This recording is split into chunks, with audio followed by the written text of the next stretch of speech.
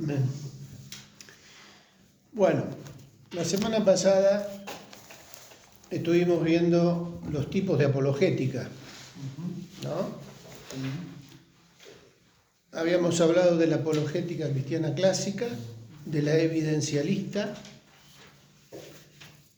las variantes apologéticas, ahí hablábamos de la apologética externa y la apologética interna. ¿Qué era la apologética externa? ¿O qué es? Cuando le hablamos a los inconversos, defendemos contra los inconversos.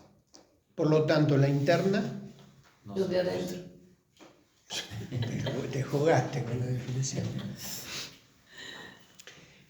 Y habíamos visto los textos sobre la importancia de afirmar nuestra fe, de afirmarnos en la palabra, en la doctrina, porque hay muchos que salieron de nosotros, dice 1 de Juan 2:19, pero no eran de nosotros, porque si hubiesen sido de nosotros, habrían permanecido con nosotros. Pero salieron para que se manifestase que no todos son de nosotros. ¿Eso de qué nos habla? De que dentro de nosotros, refiriéndose al pueblo de Dios, a la iglesia, puede haber falsa enseñanza, falsa doctrina, intentos del enemigo por sembrar confusión, división, mentira, cizaña. Por eso es importante afirmarnos en la fe y dedicarnos también a la apologética interna. Una mala interpretación nuestra propia también puede llevar a eso, Triqui. Sí, por supuesto. O tiene que ver con el corazón y con la doblez que puede llegar a haber en el corazón. No, cuando hay mala intención, se nota. Cuando hay una cuestión de ignorancia natural, también se nota que es una cuestión de nuestras limitaciones propias. No hay mala intención de generar un conflicto, provocar un espíritu de rebeldía también, sino que es porque necesitamos aprender. Por eso acá cuando hablamos de apologética interna, estamos hablando de aprender a explicar lo que creemos y a nosotros mismos preguntarnos, ¿por qué yo creo esto? ¿Dónde está en la Biblia esto? ¿Sé encontrar en la Biblia la respuesta a mi necesidad, a mi pregunta? Ahí entra, estamos flojos de papeles. Sí. Pero bueno, digamos, aún en esa ignorancia, porque hay veces que puede tocar que no quiero pasar por ignorante y a causa de eso no pregunto. No voy a sacarme la duda. Claro. Entonces, también eso pasa a ser algo espiritual, como una atadura puede ser, porque no voy a preguntar por causa de que tengo, claro, ¿qué dirán? ¿Cómo me toman? Claro, bueno, eso es lo que hay que vencer. Ahora, ahí estamos hablando de una cuestión que puede ser de timidez, de vergüenza, de no pasar Por ignorante. Claro, tipo bruto. Sin embargo, acá en la escuela bíblica hemos tenido gente a lo largo de la historia de la iglesia que demostraba amor por la palabra y venía y estaba, pero que no sabía leer.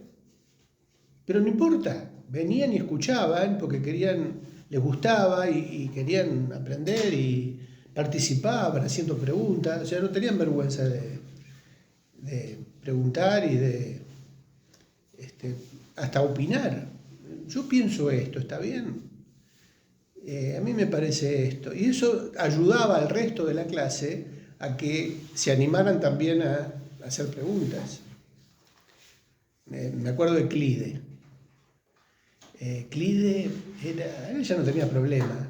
Los que me quieren y los que no también. Los que no me quieren. Y no sé, qué sé yo, Rogelio. Hermanos que tienen problemas para leer o para dedicar tiempo a estar leyendo o estudiando. Por eso nosotros nunca pedimos, nunca hacemos Un examen final. exámenes con nota.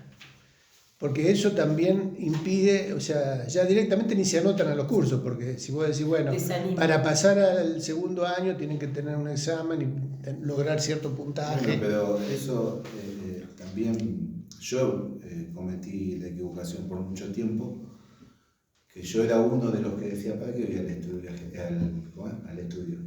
Si no me queda nada, no sé leer, porque no sabía leer, y por eso no venía. ¿Me entendés? Entonces, voy a decir, ¿para qué voy ahí? Como diciendo, para pasar vergüenza, o que esto y el otro. Pero después, cuando yo empecé el estudio, me ayudó, que yo te lo compartí a vos, me ayudó mucho porque yo ahí empecé a leer, empecé a entender todas las cosas. Amén. Porque aún más, le voy a contar un testimonio. Yo cuando empecé en la alabanza, yo estando ahí adelante, vos veías que yo no leía. No leía ni un salmo, nada. Porque es más, por ahí yo decía, ¿para qué voy a estar casi? ¿Cómo puede el otro leer un salmo, una palabra, compartir y yo no lo puedo hacer? Esto hace poco, esto hace poco, pude ir conquistando eso. Y este estudio a mí me ayudó muchísimo. Claro. Qué bueno eso. Por eso es fundamental afirmarse en la palabra de Dios y aprender por sí mismo a leer y a interpretar. Ahí ya tenemos que hablar de los otros cursos que tenemos para eso, puntualmente, para saber cómo entender un texto. Porque de eso va a depender mi firmeza en la fe.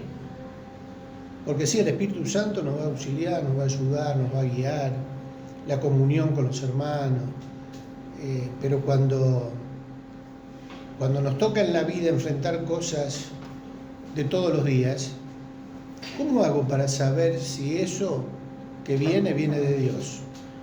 O determinadas personas, o determinadas relaciones, o negocios de la vida. Si yo no conozco lo que la palabra me enseña sobre eso, puedo caer fácilmente en un engaño. Y por eso la importancia de afirmar las Aún cosas. escuchándola, porque a mí me quedaba todo lo que yo, la prédica, yo escuchaba, no sabía leer, pero a la palabra la entendía, Claro. pero también ahí entra de lo que No puede ser sabía leer en engañado. voz alta, sí sabía leer. Claro. No sabía leer en voz alta. Claro. Bueno, por eso es una cuestión después de ejercicio, de disciplina. De educación. Con la práctica uno va mejorando todo, ¿no?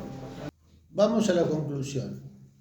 Podríamos pensar en la apologética como en las técnicas que utiliza un cirujano operando sobre un paciente en riesgo. Depende de instrumentos y métodos que lo van a ayudar a extraer lo dañino que puede matarlo, y también injertar o trasplantar lo que está sano y puede darle vida. O el médico que debe aplicar el antídoto correcto para que el veneno que está matando a una persona pierda su efectividad y se haga inofensivo. Pero en ambos casos es impredecible el conocimiento previo para poder usar esos recursos correctamente. En lo espiritual, la apologética no es solo defensiva, es principalmente ofensiva. Enfrenta la mentira con la verdad, pone en evidencia las trampas puestas por el enemigo, las desarma y contraataca con la espada del Espíritu. El conocimiento previo de la palabra de Dios es imprescindible para que el Espíritu Santo ponga en nuestras bocas las palabras aprendidas. Esto no está en contradicción con lo que Jesús dijo sobre no preocuparnos por lo que habremos de decir, porque el Espíritu Santo va a poner palabra en nuestra boca. Más bien se refiere a los momentos inesperados o críticos donde, de manera sobrenatural, el Espíritu Santo nos asiste para que apliquemos la espada o el bisturí de la manera más conveniente, dependiendo de su guía. Cuando esto sucede, siempre nos preguntamos, ¿de dónde me vino esto? ¿cómo me salieron estas palabras? No se trata de palabras desconocidas, sino de aquellas que en su momento hemos aprendido y que el Espíritu Santo recuerda para aplicarlas en el momento preciso. Procura con diligencia presentarte ante Dios aprobado como obrero que no tiene de qué avergonzarse, que usa bien la palabra de verdad. 2 Timoteo 2:15. Bien. Esas últimas palabras de Pablo a Timoteo son un poco la clave. ¿Qué le dice a Timoteo? Procura con diligencia, ¿qué es hacer algo con diligencia? Apurate. Y con, Y con Bien. ánimo pronto. claro, y con ganas y con dándole la importancia que tiene. Presentarte a Dios aprobado como obrero que no tiene de qué avergonzarse y que usa Bien la palabra. bien la palabra de verdad. O sea, la Biblia. Esa expresión nos da a entender que hay una posibilidad de ¿qué? Tergiversa. De usarla No mal. usarla bien, claro. O sea, que usa bien la palabra de verdad. O Para la sea, conveniencia. Se puede usar. Pablo tenía bien claro y combatía a aquellos que usaban mal la palabra de verdad porque tenían otros intereses, otras motivaciones. Manipulaban la palabra, la distorsionaban, hacían negocio con la palabra de Dios. ¿No es algo que hoy en día sigue sucediendo? Por eso también a nosotros nos aplica esta palabra.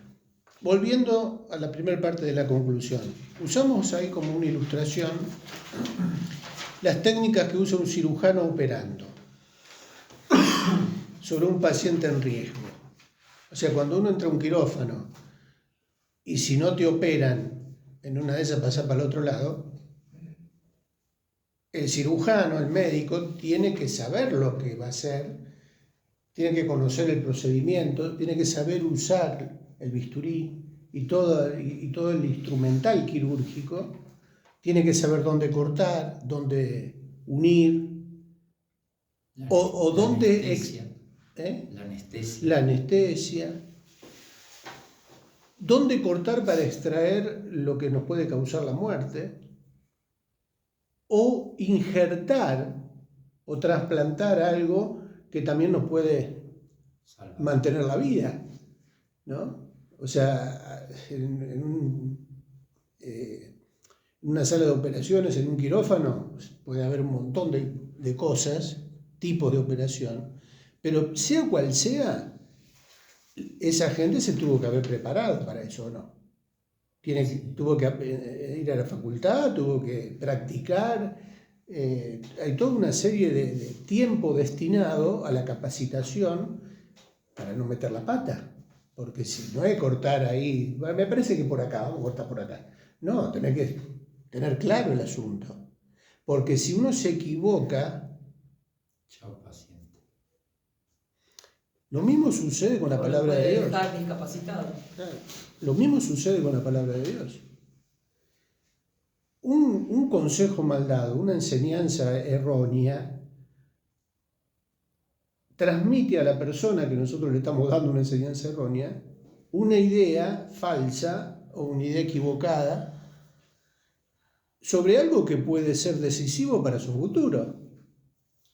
A veces uno va a pedir consejo con la confianza de decir, bueno, la tiene clara, me va a ayudar, pero si a mí me dieron algo que no estaba de acuerdo o que era correcto con la palabra de Dios, yo estoy corriendo riesgos.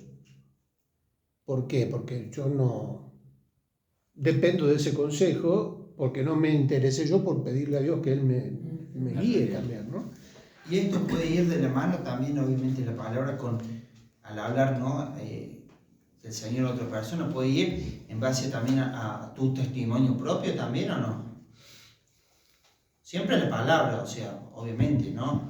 Pero... Vos decís dar un consejo o algo en base a tu testimonio. Claro, ¿van de las manos estas dos cosas? ¿Pueden ir? Puede ir, siempre los testimonios personales son subjetivos.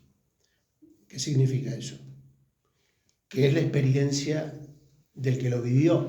Sí. No todos en la misma situación tuvimos la misma experiencia.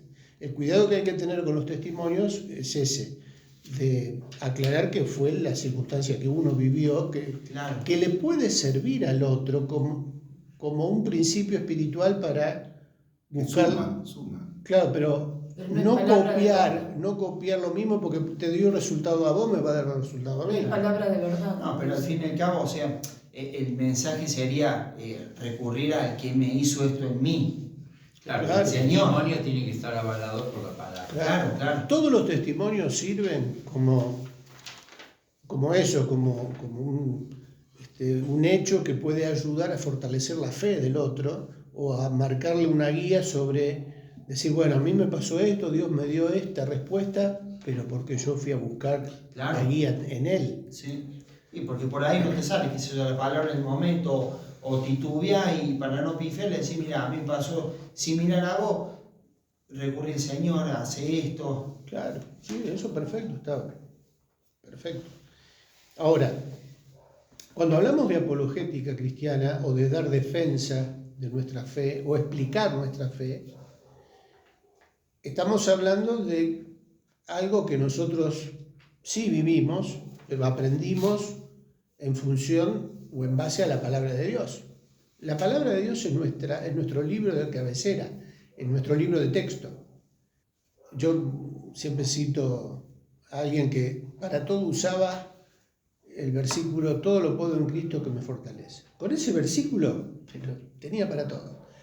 Es un versículo amplio y se aplica a un montón de circunstancias, ¿no? Lo podemos usar como palabra de Dios, por supuesto, porque alienta, porque da certeza, porque nos da esperanza, nos asegura que el Señor está con nosotros y nos va a fortalecer en los momentos difíciles, y eso sirve para una enfermedad, para una situación económica complicada, para una deuda que tenemos o para un problema de relación con alguien. O sea, puede aplicar para un montón de cosas porque en Cristo podemos estar fortalecidos para enfrentar cualquier cosa. ¿Sirve? Por supuesto, es espectacular. Pero hay también pasajes bíblicos que se aplican a situaciones puntuales, precisas. Está bien, puedo usar todo lo puedo en Cristo que me fortalece. Es muy amplio eso. Pero es claro, es muy amplio. Yo necesito ahora aprender a manejar el bisturí para ir más adentro. ¿A dónde está el punto clave? ¿Hay palabra de Dios para ese momento? Sí, pero la tengo que conocer. Por eso la ilustración de los médicos o de la gente que se preparó para poder hacer un trabajo más delicado, ¿no? Si tenemos que enfrentar una situación de consejería matrimonial o de hablar con alguien que, no sé, que está preso de las adicciones, o hablar con alguien que fue víctima de abuso o de violencia, no sé, hay una gama tan amplia de problemática humana, y la palabra de Dios tiene respuesta puntual para cada una de esas cosas. Por eso la importancia de lo que dice Pablo a Timoteo. Dedicate a prepararte, a capacitarse y para usar bien la palabra de verdad. Un poco esa es la idea y el desafío de este curso, que podamos dedicar tiempo porque Dios va a poner en nosotros a personas con una variedad muy amplia de problemas. Ponerle que, qué sé yo, que alguno quiere abrir su casa para tener reuniones. Y resulta que un vecino se enteró de que están orando en esa casa, entonces se acerca para pedir que oren por alguien que está enfermo en su casa, pero viene cargado y viene con problemas y se abre y te empieza a contar cosas y vos de repente te encontrás con alguien que necesita consejo. ¿Qué le vas a decir? Claro, porque que me fortalece. Claro. No, está bien, hay que decirle. Ahora, ¿por qué Cristo? ¿Por qué Cristo y no Buda? ¿O por qué Cristo y no Mahoma? Porque los huesos de ¿Por qué Mahoma Cristo? están en la tumba. Y sí. Ahora, yo canción. tengo que saber explicar, Llegaste tarde, lo arreglaron. tengo que saber explicar por qué yo creo en Cristo. Nosotros le oramos a Dios en el nombre de su Hijo. ¿Y qué quiere decir eso? O sea, nosotros somos muy buenos para enunciar, plantear el tema, pero a la hora de profundizar, porque te van a hacer preguntas, ahí es donde entra el texto lema del curso, o sea, el texto clave, que Pedro decía que tenemos que estar siempre preparados para presentar y dar razón de la esperanza que hay en nosotros. Dar razón es explicarle. Yo creo esto por esto. Porque Dios envió a su Hijo al mundo para morir por mí, porque si Él no lo hacía, todos estábamos condenados por causa del pecado, todos le dimos la espalda a Dios. Y en pocas palabras, crear la necesidad de que tenga una decisión esa persona. ¿Qué voy a hacer con Cristo? ¿Lo voy a aceptar como alguien que Dios envió para perdonar mis pecados y para salvarme? ¿O sigo mi vida? Fíjate, esto lo expliqué en menos de un minuto. No es tan complicado presentar el plan de salvación, pero por lo menos tengo que saber por qué vino Jesús, porque a veces entre los creyentes, yo me doy cuenta a veces en los cursos o charlando, Sí, si no la veo acá me va a mandar al psicólogo. que no todos saben explicar el Evangelio. ¿Vas a una iglesia evangélica? ¿Y qué es el Evangelio? El Evangelio es la buena noticia de salvación. ¿De qué? ¿Cómo de salvación? Y sí, porque Dios me envió a su Hijo para salvarnos. A mí me han dicho, ¿salvarme de qué? Si yo no tengo ningún problema, estoy bien de salud, ¿de qué me tengo que salvar? Y vieron todos los argumentos que salen, ¿no? Yo no le hago mal a nadie, yo trabajo, no robo. Entonces, tengo que saber explicar lo que es la salvación. ¿Salvación de qué? ¿Se entiende el punto, el por qué conocer la palabra de Dios y saber compartirla? Porque compartimos lo que creemos. ¿Cómo? Dios tiene ira. Bueno, por eso hay cosas Dios que... es bueno. Por eso decíamos que es mucho más importante en este tiempo la apologética interna. Porque si nosotros no sabemos, nos cuesta, por ahí sí lo creemos por fe. Ahí, bueno, ya vamos a ver más adelante lo que es el fideísmo. Decíamos que en la conclusión también ponemos que la apologética no es solo defensiva, porque ¿se acuerdan la definición de apología? Significa defensa. Entonces a veces uno piensa, tengo que defenderme, siempre me atacan. Parece que el cristiano está condenado a sufrir, a ser víctima, ¿no? Y se victimiza. Bueno, por ser cristiano tengo que soportar esto y tengo que aceptar la ofensa o la difamación o la mentira. No. La apologética, si bien el término significa defensa, también el término defensa se aplica a contraatacar, a oponerse a la mentira con la verdad. Es como un guardaquip. Claro. A confrontar. A confrontar. Cuando en la facultad se presenta un trabajo final, una tesis, ¿qué hay que hacer con la tesis? Defenderla, pero ahí no es que defenderla significa sentarse y esperar que te acribille una pregunta y ataques. No, defenderla tiene que ver con exponerla.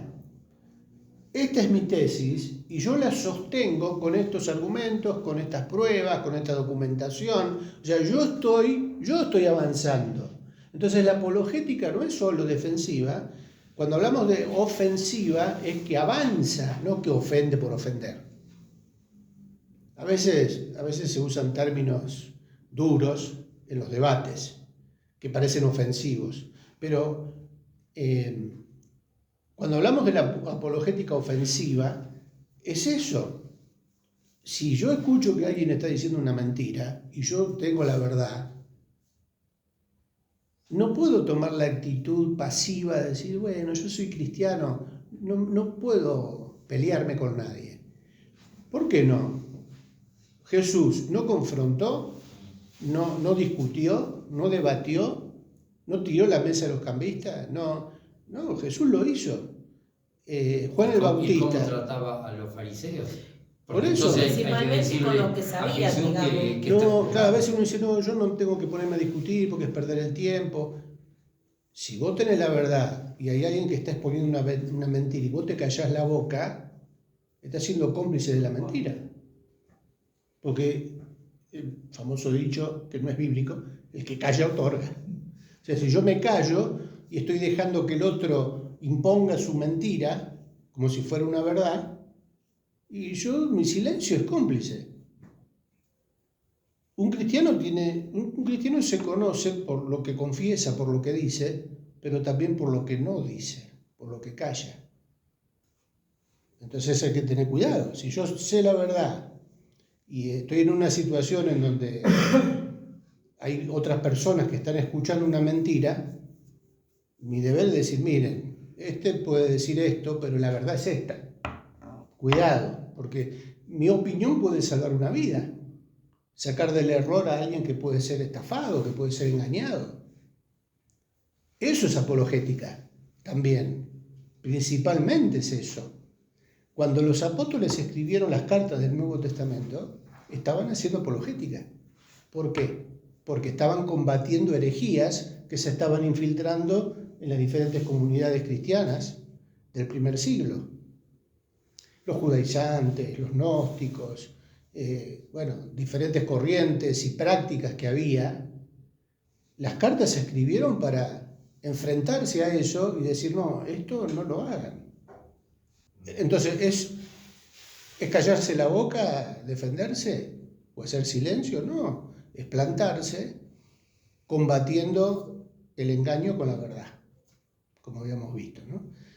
Vamos, volviendo un poquito a lo que estábamos hablando recién, sobre lo que contaban de la pereza o de no querer dedicar tiempo para aprender, para leer la palabra, para estudiar. Últimamente se escucha hablar de un término que se conoce como la procrastinación. ¿Escucharon hablar de la procrastinación? Procrastinación. ¿Sí? ¿Qué dije? Procrastinación. ¿Lo cierro? No, deja abierto. ¿Qué es la procrastinación? Menos mal que Patricia sabe. Sí, Patricia, ¿qué es la procrastinación? No, es dejar todo para el último momento. Por eso lo sabía.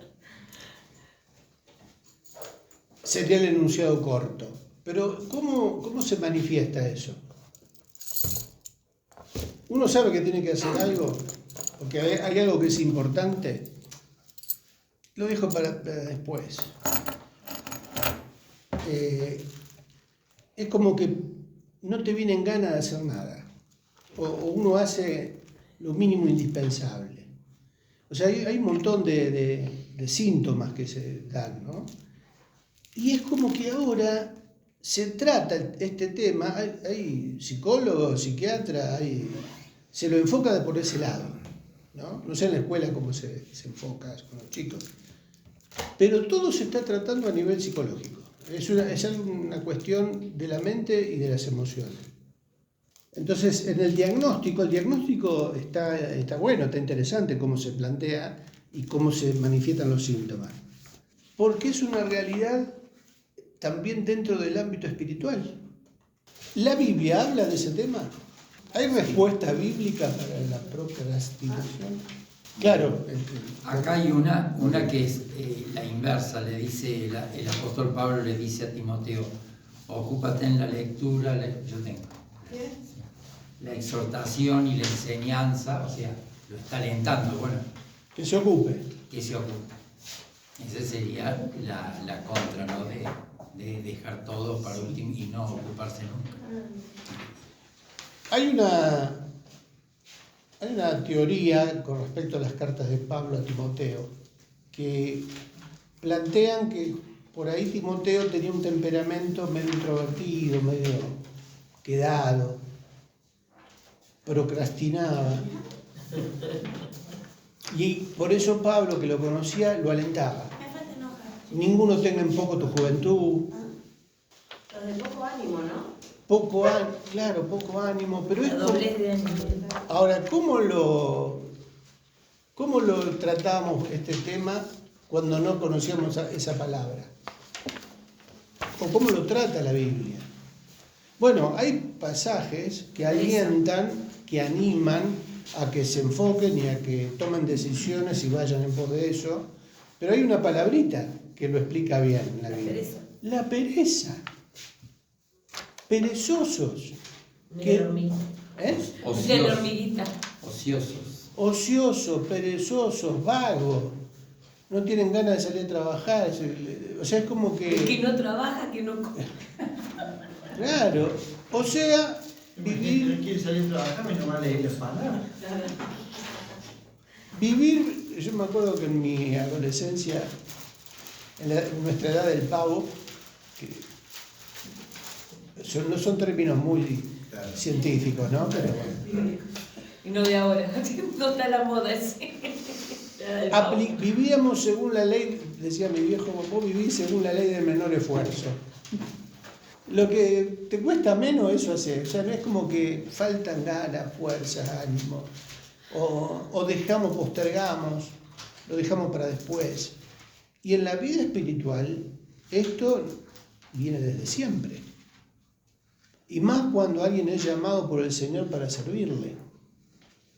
Al principio es como que estamos en un entusiasmo idílico con las cosas de Dios, ¿no? El primer amor. Y queremos conquistar el mundo con el Evangelio. Y allá vamos a vivir esas aventuras románticas, tipo película así, con final feliz siempre. Pero cuando empiezan los problemas, cuando empiezan las batallas duras, esto cuesta. Esto duele. Era así. Cuando yo empecé a perder mis amigos por causa de la fe, mis compañeros, mis amigos, compañeros de trabajo, el sufrir la discriminación, las cargadas, duele por causa del Señor. El desprecio. Pero bueno, uno igual sigue, pero uno empieza a vivir la vida cristiana como lo que es la vida cristiana. Y cuando hay desgaste, ese desgaste produce a veces cansancio, ¿no? Siempre cachetazo de acá, cachetazo de allá, que pruebas, que lucha. Y es como que a veces decís, bueno, me tomo un tiempo. ¿Escucharon esa frase? ¿Me tomo un tiempo? Voy a tomar un tiempo porque estoy... Y después, un año sabático. Un año sabático. Y después cuando uno dice, bueno, pero ya vuelvo, ya voy a volver un tiempito. Y resulta que no vuelve, empieza a faltar. Se empieza a acostumbrar a la ley del menor esfuerzo. Hace lo mínimo indispensable para sobrevivir en su vida espiritual. Cada tanto viene, escucha, participa de una reunión, canta, tiene una Biblia. Pero es como que algo pasó que bajó ese entusiasmo, ese fuego del primer amor. Bien la tibieza. Y se está en riesgo hasta de deslizarse sin que se dé cuenta. Porque fue cediendo, fue aflojando.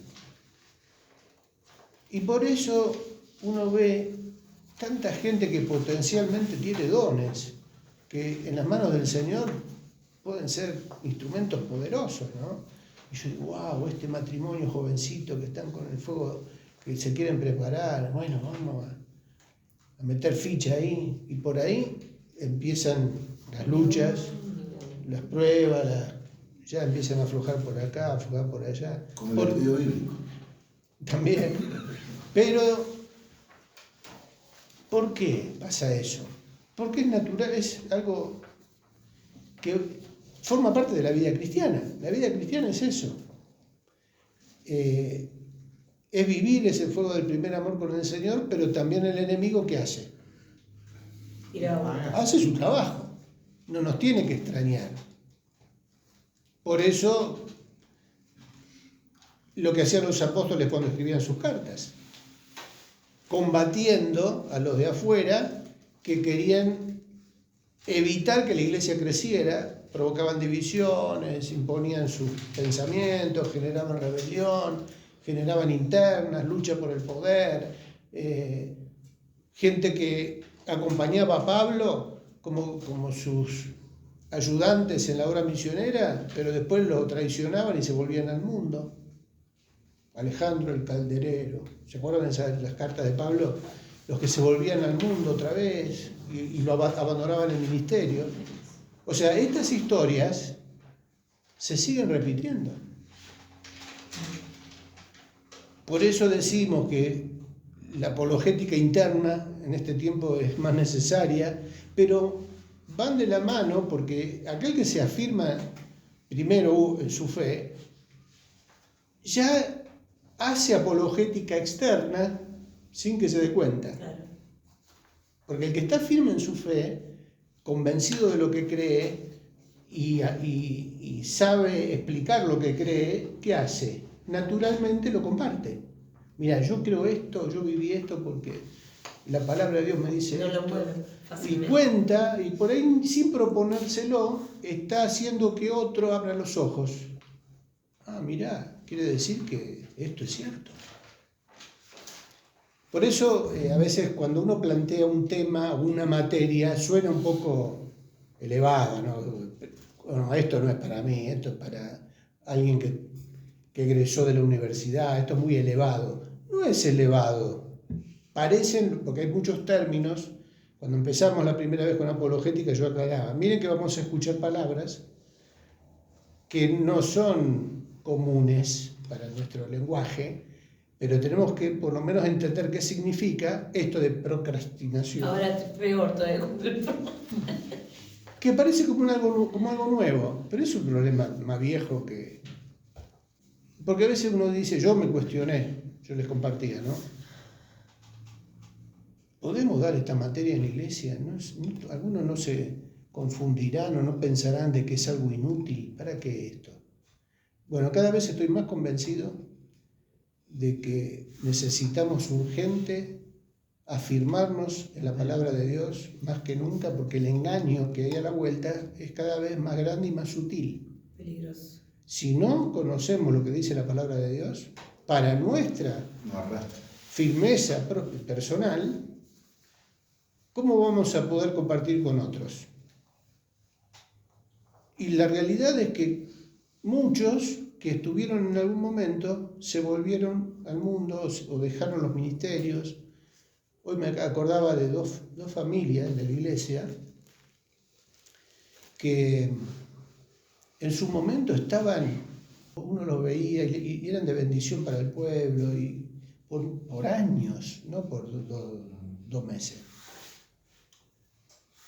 Y esos lugares son blancos del enemigo, porque aquellos que guían al pueblo a la presencia del Señor van a ser atacados, porque al diablo no le conviene que uno entre a la presencia del Señor para alabarle, para adorarle, para darle gracias, Para conocerlo. para conocerlo.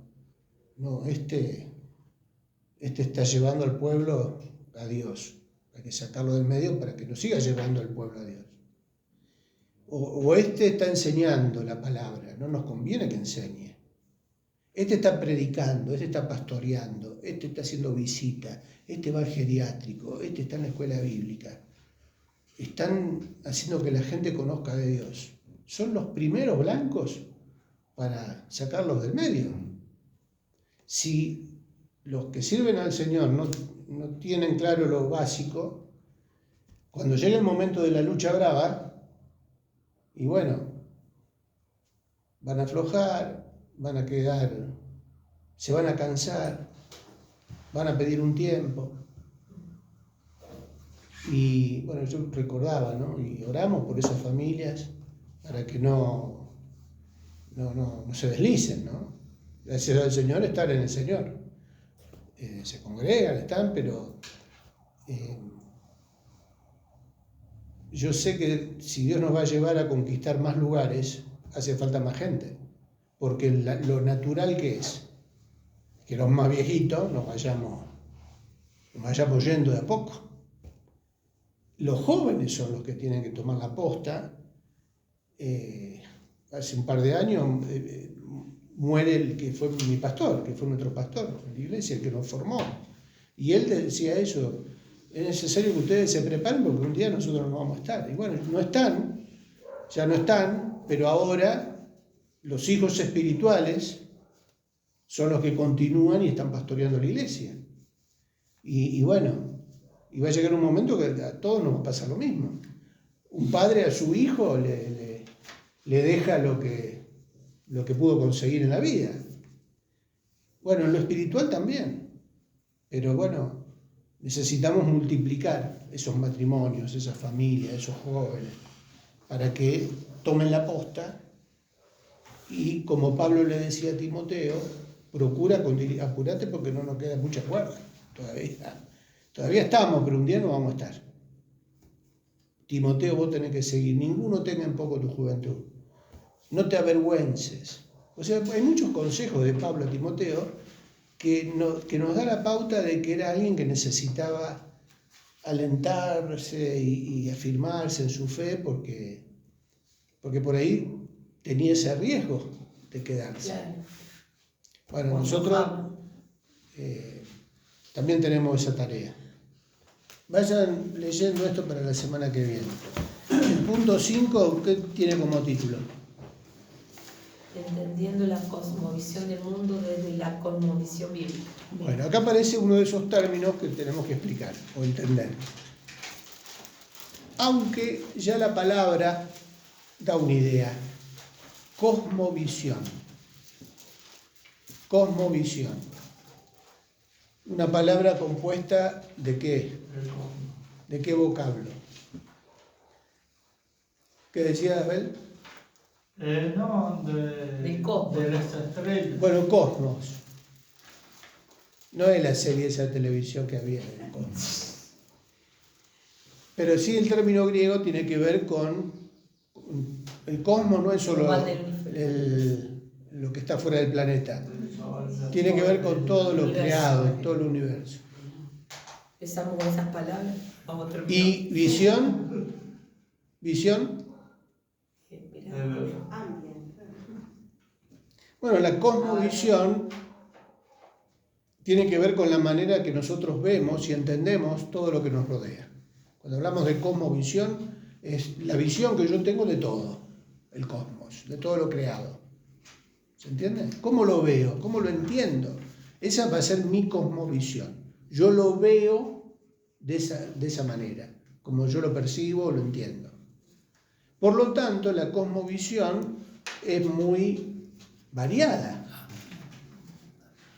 Tanto como habitantes hay en el planeta. Cada uno tiene su manera de ver la vida.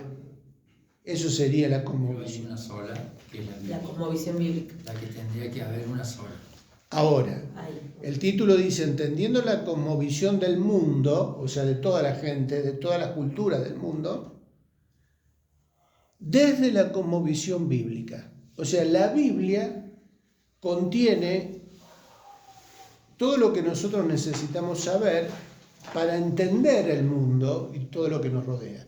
O sea, hay una cosmovisión bíblica. O sea, la Biblia nos ayuda a ver la vida y a entenderla de acuerdo a lo que la palabra de Dios dice. Bueno, lo mismo nos pasa a nosotros.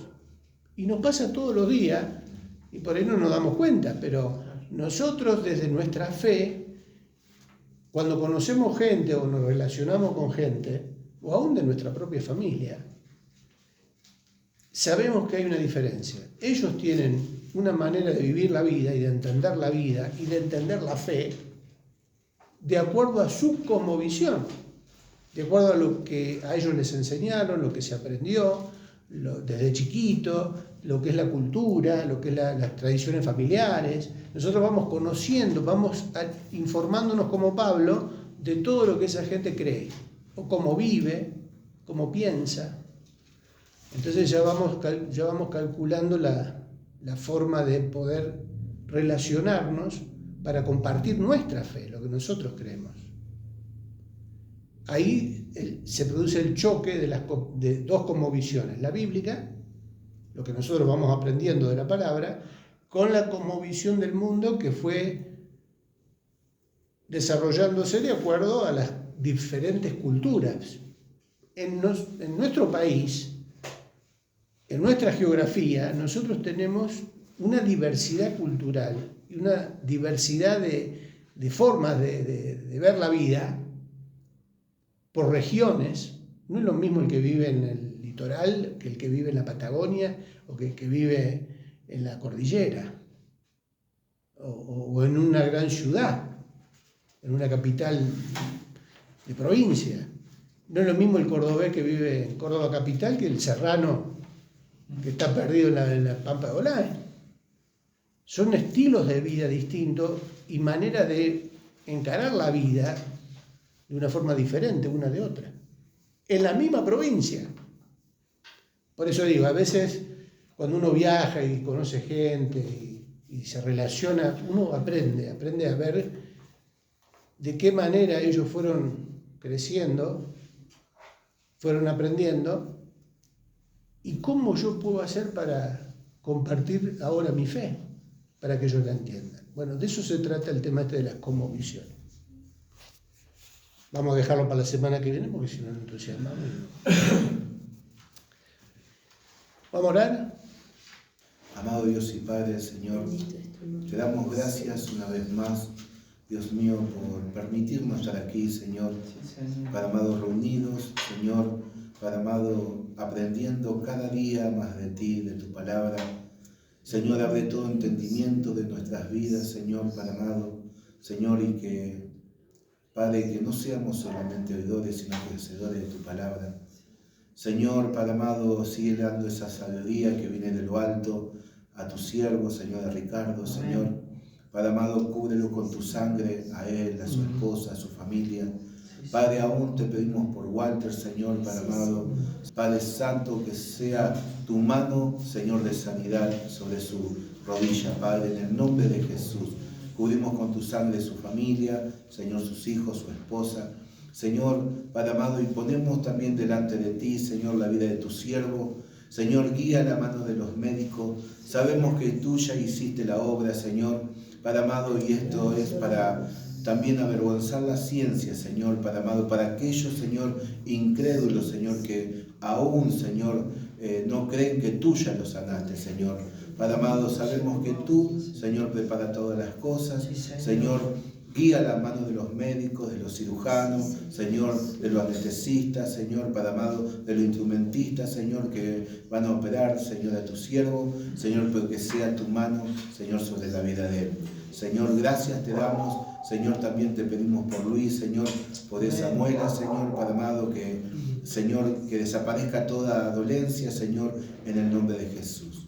Padre, Señor, bendice a cada uno de los que estamos aquí, Señor, Padre amado, y queremos, Señor, estamos sedientos de aprender, Señor, de ti. Sabemos que tú eres el manantial, Señor, que sacia, Señor, nuestra sed, Señor, Padre amado, queremos aprender, Señor, para extender tu reino donde tú nos mandes, Señor, y poder decir, heme aquí, Señor, Padre amado, en el nombre de Jesús.